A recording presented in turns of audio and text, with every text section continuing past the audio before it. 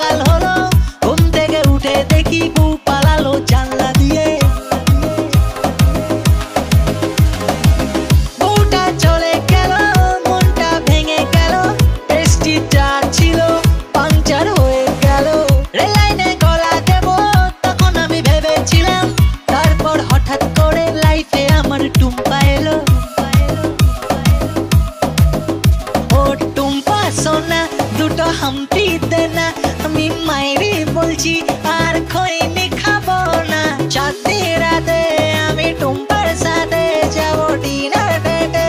coach মামা